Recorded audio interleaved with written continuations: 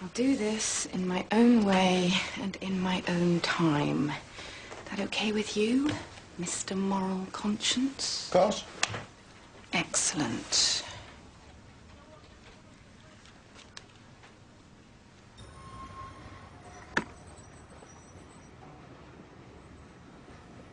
Thanks, you're right. That feels a lot better. Insomnia is horrible.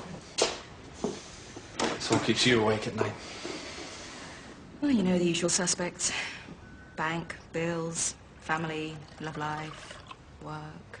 What's wrong with your love life? Mainly work, really.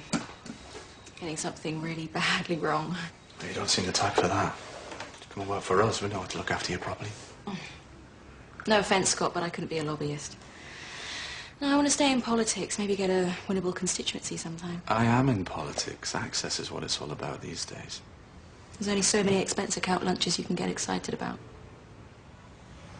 Yeah, at least I'm my worries. I mean, it's weird, isn't it? How can you think anything matters after that? Why? Well, it could happen to any of us, at any time. Your life reduced to a pile of boxes. I mean, that's strange. I don't want to sound callous, but a bottle of tequila and a gram of coke in the bloodstream do kind of lessen the mystery. That's the kind of thing he would have laughed at. Sorting out his room might be the best way of dealing with your insomnia.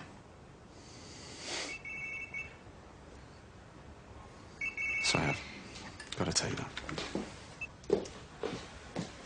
Sally, hi. Bill, how's Seattle? Is it raining? What?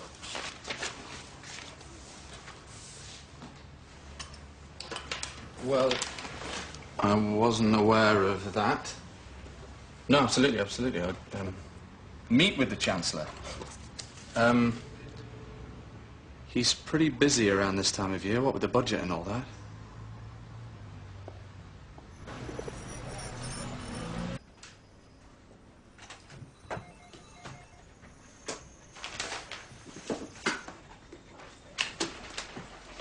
I don't get it.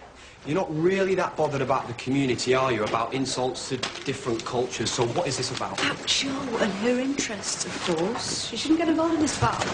Thing is, Kirsty, there are times when politics isn't about fudging the issue. I mean, sometimes it's about doing the right thing. Christ, you can be fucking patronising sometimes.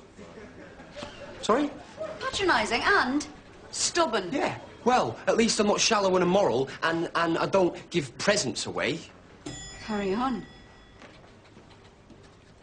Hey, I'm sorry. I didn't mean to. Yes, you did.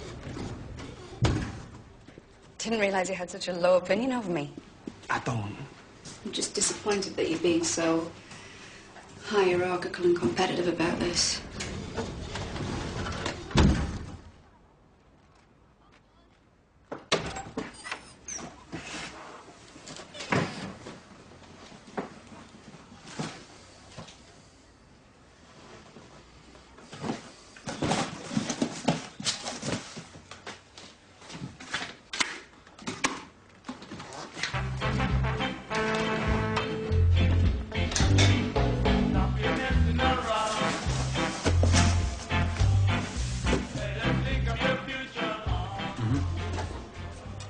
Not this time, no. Can I go straight back? Wondered where you got to. Oh, had a meeting. Okay, good news.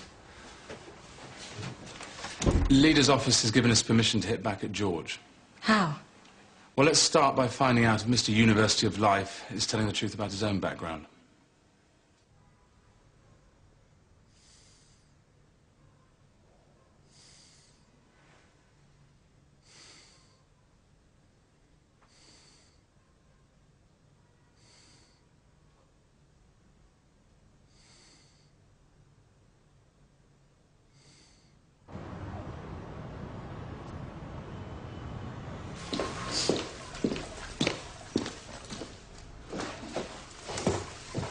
You going back to work? What makes you think that?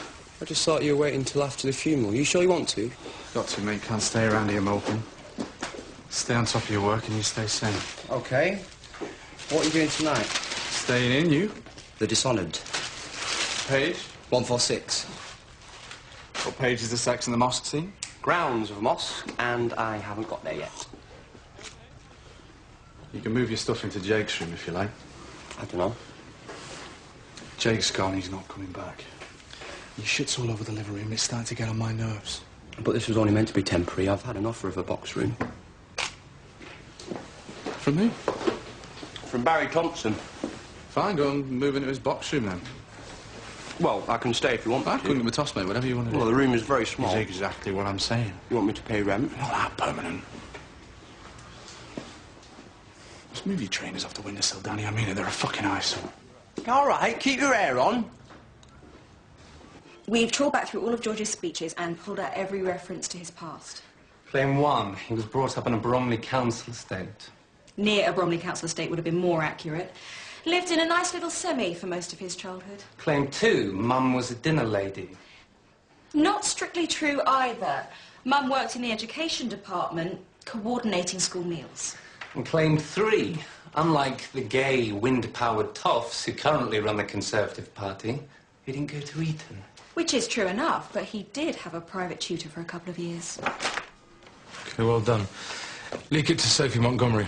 This stuff about Eton and silver spoons is gaining more and more currency. I think it's time for George to see how soft we really are.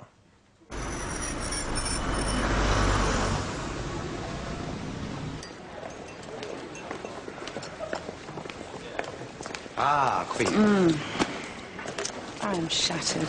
Clem was up most of last night as well. Tea. Lots of journalists calling, wanting your views on the dishonoured. And you think I should stand up for someone who thinks she can write about sex in a mosque and then just count the royalties? In the grounds of a mosque. It wasn't actually in... Danny, fast forward a couple of years, and I duly declare that Ahmed Hussein has been elected for Newham West. Do you want to hear those words? Of course not. I won't tackle Hussein going head-to-head in a confrontation over this one. He'll win. Yeah, OK, just... OK. Have you ever thought that George might have a point? What, attacking his colleagues and doing the opposition's job for them? Okay, he went too far. But don't you think that underneath it all he knows that James looks down on him? For what? Well, for his class, of course. Well, I've never felt that James looks down on me. Ah, but you have qualities that George doesn't, lovely. You and James are terribly close. You ever been tempted? You know. Oh, right, yeah, I can trust you. If I tell you something... All right, all right. But the answer to your question is no. How come? How come? They're not my type, I guess. What is your type? Well, I prefer them not to be married for a start. What's your type? Oh. It depends if we're talking husband or lover. Husband would, of course, be my wonderful fiancé, Hugo. Last seen chasing around Basra in a chieftain tank. And for a lover, I don't know, he'd have to be a bit of an untrustworthy scamp and understand exactly why God gave him a tongue. In an ideal world, they'd be one and the same, right? An ideal world would be terribly boring. And I would also be out of a job. Anyway, listen, I've got to get going. Thanks for this stuff. I know some people will have great fun with it. You got a lunch meeting? Yeah, I'm meeting that lobbyist. Which lobbyist? Scott Foster? Oh. What, again? Yeah, he has a very big biotech client and they're talking about stopping their donations to Labour and switching to us. Right, I'll take it for you. What? George has invited me for lunch at the beefsteak. I have a nasty feeling he's going to offer a tactical olive branch. Well, that's maybe a good thing, no? Well, for him, yeah. Launches an attack and then demands a ceasefire before we hit back. I need to stay out of his way until the story runs. You spoken to Sophie? Yeah, that's all sorted. Good. Where are you meeting this lobbyist? The forum. I'll just let him know. No. Let's surprise him.